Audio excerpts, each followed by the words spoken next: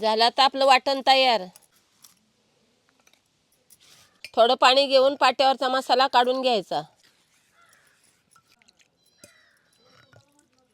हे बघा मस्तपैकी पाणी घ्यायचं सगळं. चूल पेटली, आता कढई ठेवते. तेल, कढीपत्ता, बारीक कापलेला कांदा. बघा बाळांनो, मस्तपैकी कांदा लाल झालाय. टोमॅटो,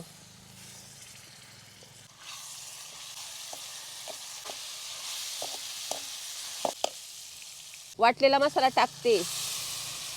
वाटलेल्या मसाल्यामध्ये मीठ आहे.